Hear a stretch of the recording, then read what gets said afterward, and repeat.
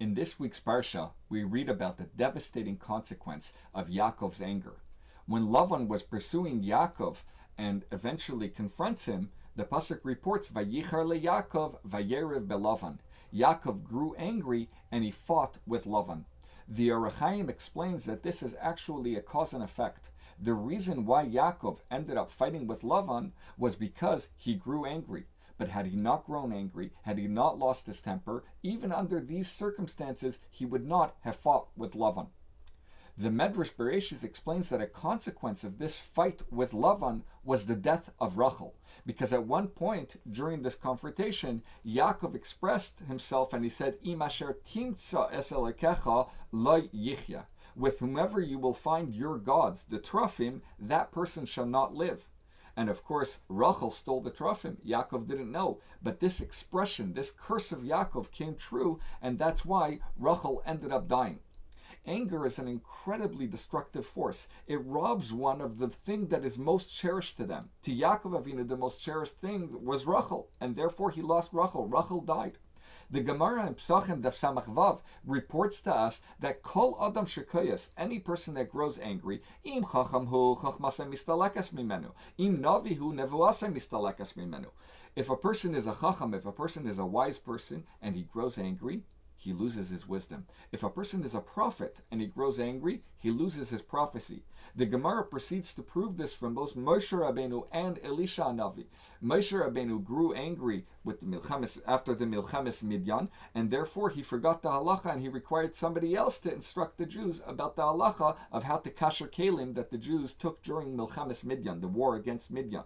Likewise with Elisha, after he grew angry, he had to have somebody playing music for him in order to bring back the Spirit of God onto him, because it removed itself from him while he was angry. Every person loses his ultimate value. The intellectual loses his wisdom. The prophet loses his spiritual attainment of prophecy. Yaakov Avinu lost Rachel. And that's why Shlomo Melech, in his great wisdom, advises us in Kehelah Zayin Tes. He says, Ka'as bechek silim yanuach. Anger sits in the bosom of fools. A fool keeps his anger in his breast pocket. It's accessible. He can easily pull it out, and he's quick to anger, and everything flares him up. While the intellectual, the smart person, knows to keep his anger locked up in a closet. And that way, if something is getting him angry, until he gets up, goes to the closet, opens it up, takes it out, his anger has already subsided at that point. And of Perak Yudalid, in the very first pasuk, he warns us of the consequences of anger. He says, Adam yelud isha, ktsar yamim usvar roges. A person, a human being, has short days, he lives a short life, and he's full of roges, of agitation, of anger. This anger, this anxiety, this feeling of roges is something that causes a person's life to be short. It shortens a person's life. Being calm is a recipe for a long life. Again, this idea of anger is not just a destructive force in the physical sphere and that a person loses what they value, but actually the rabbis compare it to serving idols. The Gemara in Shabbos Daf Kuf Hey tells us that anyone that's kareab gadav bechamasai, he tears his clothing in his anger, in his rage, or he's meshaber kelav, he breaks his utensils, he's destructive in his anger, he destroys his money. Such a person, Yehiya be'enecha, should be in your eyes, ki'ilu oved avodah zarah, as if he's serving avodah zarah, as if he's serving idols. In the Zohar, we find the statement much more explicit. Kol hakoyas ki'ilu oved avodah zarah. Whoever gets angry, it's as if he's serving idols. There's 3 places in the Zohar, once in Chelek Aleph, twice in Chelek Gimel, that it makes this unbelievable statement of equating anger with idol worship. And the question is why? What's the connection between anger and idol worship? I think we can understand this connection by prefacing a statement of the Ramban in Igeras HaRamban right at the beginning. He writes that a person should always conduct himself in a calm way, with a calm voice. He should address everyone all the time, and through that he will save himself from Ka'as. Shehi midah ra'a. This is a bad vice. This is a bad trait. Being angry, lehachti bnei adam. It causes people to sin. And then the next stage, when you're saved from this horrible trait of anger, then then you take to heart the trait of humility. It is the best trait of all the good traits. And the question is, why are you equating the two? Why are you putting them on a single scale, where on the one extreme we have anger, and the other extreme of anger is humility? Anger bad, humility good. What do they have to do with each other? Seemingly, they're unrelated traits from each other. But in truth, we have a number of ways of understanding the relationship between, on the one hand, anger and the lack of humility on the other hand. It is understood that the only way a person can actually become angry is if they have an ego, if they have a self-inflated feeling of I. They have a sense of entitlement. I deserve, and therefore I am angry when somebody has mistreated me. I am angry when I didn't get what I think I deserve.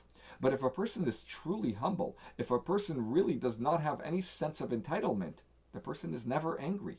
And therefore, the opposite of anger is humility, or humility preempts and ensures that a person never gets angry. The Baal Latanya in Igeres HaKodesh in Perek Chaf Hey, he actually explains this idea of Kol HaKoyes Ki'ilu Eved Avodah Zarah, and he explains Vehatam Muvan LeYodei Bina. Those that have wisdom, they know the true reason why we're equating idol worship with getting angry. Why? A person does not have faith while he's angry. If you truly believe that this world is created and conducted and everything is from God, there is no place to ever be angry about any event that happens. That's precisely the way God, the perfect being, the source of all good, whose nature is good, wants the world to play itself out right now. And if you're getting angry, it's because there's something lacking in your emunah, and therefore it's a form of avodah zarah. So it's either avodah zarah because you don't believe that God is actually conducting everything in this world, or more bluntly, it's avodah zarah because you have two deities. You have God and you have your own ego, and you're worshiping your ego as another entity that's just as valid as God, and that is a form of avodah zarah. And therefore, there is no room for anger whatsoever. The Rambam actually writes that generally speaking, a person should choose the middle path when it comes to most traits. You have a vice, you have a virtue. Somewhere in the middle is probably the correct way to conduct yourself. However, the Rambam in Hilchas Deis, Perek Beis Halacha Gimel, he says that there are certain traits that it's good to actually go extreme. Run far away from one side to the other side. One of those traits is anger. Never get angry, even when anger is worthwhile, even when it's it's a righteous anger. It's best to avoid it and not get angry at all. There are cases where halacha requires a person to get angry. There are cases where a teacher sees his students are slacking in their learning, not taking their learning seriously, and halacha calls for the teacher to show anger towards his students at that point.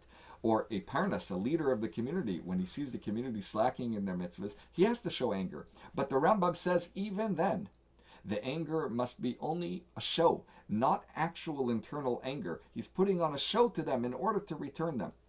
There's a beautiful story brought down in Anaf Etz Avot of Rav Ovadia Yosef on Pirkei Avot, his Sefer on Pirkei Avot, a story about Rabbi Yisrael Salant. One time in his yeshiva, he got angry at the Bachrim. They were slacking off. And he went over to the bima, he clapped on the bima, and he started chastising the students, yelling at them.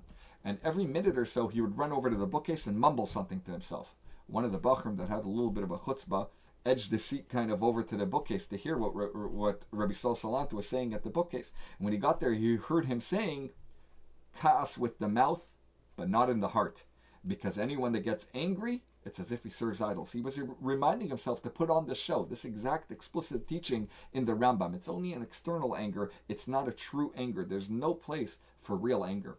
I think this message from this week's Parsha is incredibly important for us in the era that we find ourselves right now, following a COVID year, when, thank God, much of our educational practices are returning back to the way they should be, back to a normal.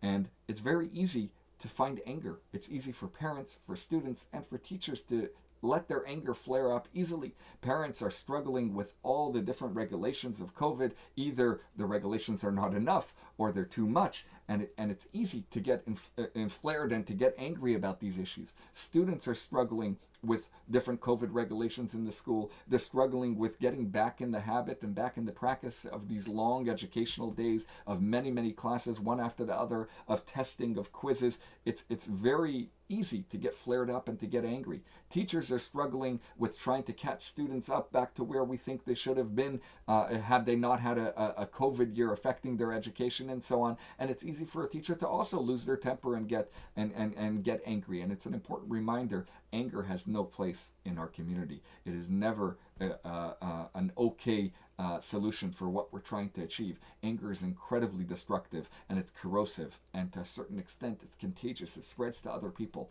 We need to make sure that we go to an extreme when it comes to not showing any anger, and through that we create a tremendous community with the opposite of this incredible destructive force. We have an incredible building force, and we build an amazing community where people feel welcomed, people feel accepted, and people could really grow and flourish. Shabbat Shalom.